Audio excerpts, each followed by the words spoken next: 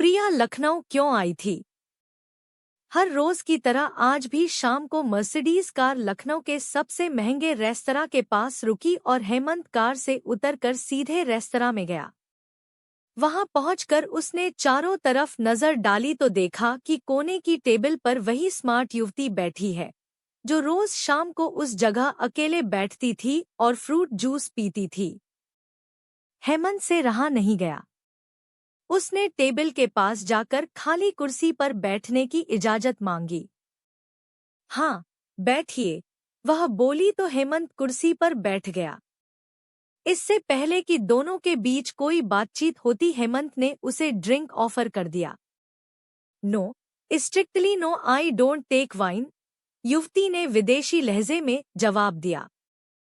हेमंत को समझते देर नहीं लगी कि युवती विदेश में सेटल्ड है। वह युवती का नाम जान पाता। इससे पहले युवती ने बात आगे बढ़ाई और बोली, मैं कनाडा में सेटल्ड हूँ। वहाँ वाइन हर मौके पर ऑफर करना और पीना आम बात है, लेकिन मैं अल्कोहल से सख्त नफरत करती हूँ। क्यों हर किसी की मदद करता था? भैरव सिंह, आपका नाम? हेमंत ने पूछा। क्या करेंगे जानकर?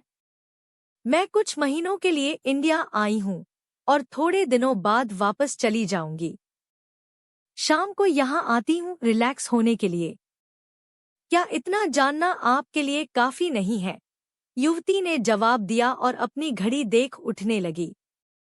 प्लीज, कुछ देर बैठिए। मैं आपके साथ कुछ देर और बैठना चाहता हूँ। मुझे गलत मत समझिए। आपके विचारों ने मुझे बहुत इम्प्रेस किया है। प्लीज, हेमंत ने कहा। मॉडर्न तरीके से साड़ी में लिपटी हुई उस युवती ने कुछ सोचा, फिर बैठ गई और बोली, मेरा नाम प्रिया है और मैं एनआरआई हूँ।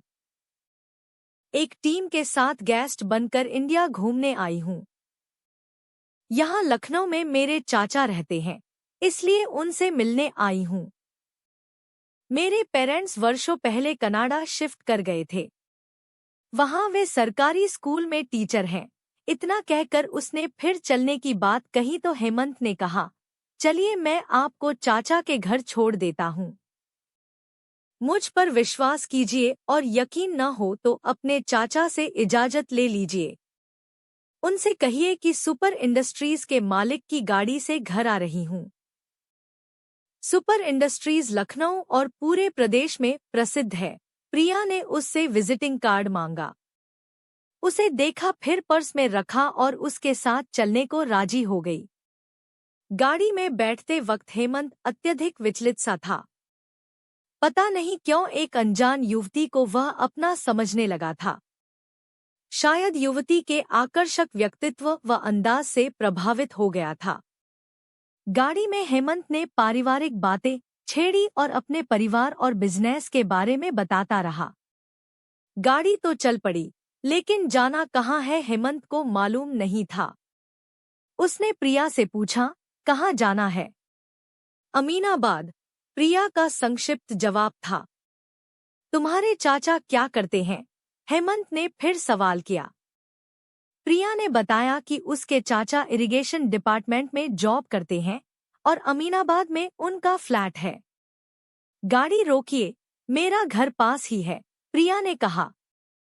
हेमंत ने बड़ी विनम्रता से कहा, चलिए घर तक छोड़ देता हूँ। नहीं नहीं, ठीक है, अब मैं खुद चली जाऊंगी, प्रिया का जवाब था। फिर मिलने की बात नहीं हो पाई। प्रिया कार से उतरकर रोड क्रॉस करके गायब हो गई। हेमंत उदास सा अपने घर की ओर चल पड़ा। गेट पर दरबान ने विस्मय से हेमंत की ओर देखा और बोला, साहब, बड़ी जल्दी घर आ गए। हेमंत बिना कुछ बोले गाड़ी पोर्टिको में रखकर बंगले में पहुंचा। मम्मी अपने कमरे में थी। उसकी इकलौती लाडली छोटी बहन ड्राइंग रूम में बैठकर एक बुकलेट में हीरो का सेट देखकर पेंसिल से उन्हें टिक कर रही थी। हेमंत ने पूछा, क्या देख रही हो बिन्नी? बिन्नी ने हेमंत के प्रश्न का उत्तर दिए बिना कहा, भैया, आज जल्दी आ गए हो तो चलो हीरे का सेट खरीद दो, मेरा बर्थडे भी आ रहा है, वह मेरा गिफ्ट हो जाएगा। हेमंत सोफे पर बैठा ही था कि हाउसमेड एप्पल जूस का केन और कुछ ड्राई फ्रूट्स लेकर आ गई। जूस पीते हुए हेमंत समाचार पत्र देखने लगा और बिन्नी से बोला, जल्दी रेडी हो जाओ, चलो तुम्हारा सेट खरीद देता हूँ। वे डायमंड सेट खरीद कर लौट रहे थे तो बिन्नी ने हिम्मत जुटाकर अपने भैया से पूछा, भैया, एक सेट तो मैंने अपनी पसंद से खरीदा, लेकिन दूसरा सेट तुमने अपनी पसंद से क्यों खरीदा? हेमंत के पास तुरंत कोई जवाब नहीं था, वह बस मुस्करा कर रह गया। बिन्नी को लगा कि पेरेंट्स 2 वर्षों से जिस दिन का इंतजार कर रहे थे, संभवतः वह दिन आने वाला है। वरना दर्जनों विवाह के रिश्ते को ठुकराने के बाद भैया ने आज को 18 लाख का डायमंड सेट क्यों खरीदा? जरूर आने वाली भाभी के लिए। घर जाकर जब बिन्नी ने यह रहस्य खोला तो पूरे घर में उत्सव का माहौल हो गया।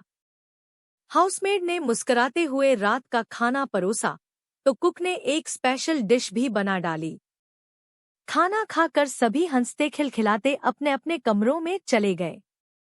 सुबह हुई तो हेमंत के डैडी ने कोई गाना गुनगुनाते हुए चाय की चुस्की ली, तो बिन्नी और उसकी मम्मी ने दिन भर शादी की तैयारी पर बातचीत की, गेस्ट की लिस्ट भी जुबानी तैयार की। फिर वही शाम, लखनऊ का वही रेस्तरां। लेकिन घंटों इंतजार के बाद भी प्रिया नहीं आई, तो हेमंत उदास सा देर रात में अपने घर लौटा। अगली शाम कुछ देर के इंतजार के बाद प्रिया ने रेस्तरां में प्रवेश किया, तो हेमंत लगभग दौड़ता हुआ उसके पास गया और पूछा, कल क्यों नहीं आई? क्या मेरे नहीं आने से आपको कोई प्रॉब्लम हुई? प्रिया ने उल्टा सवाल किया। हेमंत ने अपने दिल की बात कह डाली, मुझे तुम्हारे जैसी लड़की की तलाश थी, जो मेरे लाइफस्टाइल से मैच करे और मेरी माँ और बहन को पूरा प्यार दे सके। यह सिर्फ भारतीय मानसिकता वाली लड़की ही कर सकती है। सच कहूँ, यदि तुम्हारी शादी नहीं हुई है तो समझो मैं तुम्हें अपनी बीवी मान बैठा हूँ। प्रिया ने प्रश्न किया, बिना पूरी तहकीकात किए इतना बड़ा फैसला कैसे ले सकते हैं? आप मेरे नाम के सिवा और कुछ भी जानते हैं? आपके बारे में भी मुझे पूरी जानकारी हासिल नहीं है। मुझे अपने पेरेंट्स की भी सलाह लेनी है। जैसे आप अपने परिवार के बारे में सोचते हैं, वैसे ही मेरे भी कुछ सपने हैं। परिवार के प्रति जवाबदेही है। और इसकी क्या गारंटी है कि शादी के बाद सब ठीक ठाक होगा? हेमंत ने प्रस्ताव रखा, चलो मेरे घर, वहीं पर फैसला होगा। प्रिया घर जाने को राजी नहीं हुई। उसका कहना था कि वह अपने चाचा के साथ उसके घर जा सकती है। कार में बैठकर अगले दिन अपने चाचा को रेस्तरां में लाने का वादा कर प्रिया नियत मोड़ पर कार से उतर गई। अगली शाम फिर वही रेस्तरां। प्रिया आज अत्यधिक स्मार्ट लग रही थी। साथ में एक 20 से 22 वर्ष का लड़का था, जिसे प्रिया ने अपना कजिन बताया। चाचा के बारे में सफाई दी कि चाचा अचानक एक ऑफिस के काम से चेन्नई चले गए हैं, सप्ताह भर बाद लौटेंगे। हेमंत चुप रहा, लेकिन प्रिया उसके दिलोदिमाग में इस कदर छा गई थी कि वह एक कदम भी पीछे नहीं हटने को तैयार नहीं था। घर में पूरी तैयारी भी हो चुकी थी, ऐसे में उसने मौके को हाथ से जाने देने को मुनासिब नहीं समझा। प्रिया और उसके कजिन को लेकर हेमंत अपने घर पहुंच गया। बिन्नी और उसकी मां ने घर के दरवाजे पर आकर दोनों का स्वागत किया। बिन्नी प्रिया का हाथ पकड़कर अंदर ले गई। सीधी साधी किंतु स्मार्ट युवती को देखकर सभी खुश थे, पर हेमंत के डैडी इतनी जल्दी फैसला लेने को तैयार नहीं थे। लेकिन हेमंत, बिन्नी और पत्नी के आगे उनकी एक न चली। हेमंत की मां बहू पाने की लालसा में अत्यंत उत्साहित थी। हेमंत द्वारा खरीदा हुआ को 18 लाख का हीरे का सेट प्रिया को मुंह दिखाई में दे दिया गया। मंगनी की चर्चा होने पर प्रिया ने कहा कि मंगनी 1 महीने बाद की जाए, क्योंकि मेरे पेरेंट्स अभी इंडिया नहीं आ सकते। वैसे माँ से मेरी बात हुई है। माँ ने मुझसे कह दिया है कि मेरी पसंद उन सब की पसंद होगी। हेमंत को एक बिजनेस ट्रिप में विदेश जाना था। उसने इच्छा जताई कि मंगनी की रस्म जल्दी संपन्न कर दी जाए। परिवार वालों ने हामी भर दी, तो मंगनी की तारीख 2 दिन बाद की तय हो गई। 5 स्टार होटल के अकबर बैंक्वेट हॉल में हेमंत का परिवार और तकरीबन 100 गेस्ट आए। प्रिया पर सभी मेहमानों ने भेंट स्वरूप गहने और कैश की वर्षा कर दी। हेमंत ने हीरे की अंगूठी पहनाई, तो प्रिया ने भी एक वजनदार सोने की अंगूठी हेमंत को पहनाई। हेमंत की मां ने फिर को 25 लाख का हीरो का सेट दिया। डिनर के बाद सभी गेस्ट बधाई देते हुए एक एक करके विदा हो गए, तो दस्तूर के अनुसार बिन्नी और उसकी मां ने गहनों और कैश का आकलन किया। लगभग को 5 लाख कैश और को 85 लाख मूल्य के गहने भेंट स्वरूप प्राप्त हुए थे। बिन्नी मुबारकबाद देते हुए प्रिया से गले मिली और एक पैकेट में पैक करके गिफ्ट उसके हाथों में थमा दिया। हमेशा की तरह हेमंत ने अपने ड्राइवर को प्रिया मैडम को घर तक छोड़ने की हिदायत दी और गार्ड को भी साथ जाने का हुक्म दिया। फिर अगले दिन लंच साथ करने का ऑफर देते हुए प्रिया को विदा किया। अगली सुबह ब्रेकफास्ट के बाद हेमंत ने ऑफिस पहुंचकर जल्दी काम निपटाया। ऑफिस स्टाफ ने बधाइयां दी और मिठाई की मांग की, तो हेमंत पार्टी का वादा कर प्रिया के घर की ओर चल पड़ा। 20 से 25 मिनट बाद अमीनाबाद पहुंचकर ड्राइवर ने वहां गाड़ी रोक दी, जहां हर बार प्रिया उतरती थी, और हेमंत से सवाल किया, अब किधर जाना है साहब? प्रिया मैडम के घर चलो, हेमंत ने ड्राइवर की ओर देखकर कहा। साहब, मैडम रोज यहीं उतर जाती थी, कहती थी कि लेन के अंदर कार घुमाने में प्रॉब्लम होगी, ड्राइवर ने जवाब दिया। अरे बुद्धू, तुम रोज मैडम को यहीं सड़क पर उतार देते थे। मंगनी की रात गार्ड को भी भेजा था, वह जरूर साथ गया होगा, उसे फोन लगाओ, हेमंत गरजा। गार्ड बंगले की ड्यूटी पर था। उसने जवाब दिया, मैंने बहुत जिद की पर मैडम बोलती रहीं कि वे खुद चली जाएंगी। उनके हुक्म और जिद के आगे हमारी कुछ नहीं चली।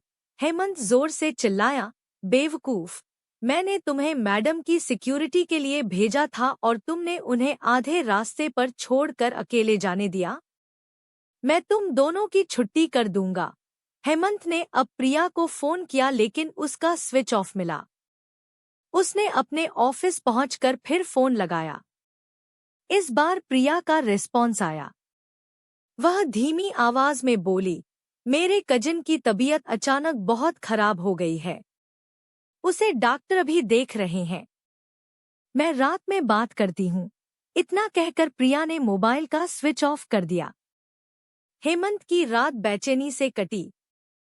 अगली सुबह मॉर्निंग जॉगिंग छोड़कर हेमंत अमीनाबाद की ओर चल पड़ा। मंगनी के 36 घंटे बीत चुके थे।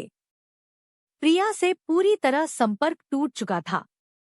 ड्राइवर ने जिस गली को प्रिया मैडम के घर जाने का रास्ता बताया था, दिन के उजाले में हेमंत अनुमान से उस जगह पर पहुंच गया और कार को रुकवा फुटपाथ पर चाय की दुकान पर चाय पीने लगा।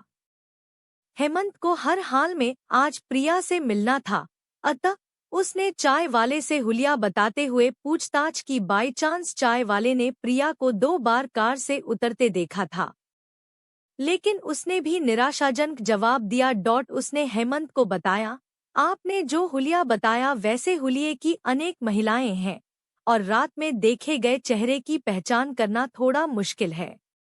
लेकिन एक बात पक्की है कि जिस गाड़ी से 2 बार मैंने उन्हें उतरते देखा, यह वही गाड़ी है जिससे आप आए हैं। हेमंत पैदल चलते हुए गली में प्रवेश कर गया। सुबह का समय था, इसलिए प्राय हर कोई घर में ही था। कुछ लोगों ने प्रिया नाम सुनकर कहा कि इस नाम की किसी लड़की को नहीं जानते, लेकिन एक पढ़े लिखे नेता टाइप के मौलवी साहब ने जो बातें हेमंत को बताईं, उसे सुनकर हेमंत के पैरों तले मानो जमीन खिसक गई। मौलवी साहब ने कहा, बेटे, इस गली में या तो मजदूर या छोटी मोटी नौकरी करने वाले लोग रहते हैं।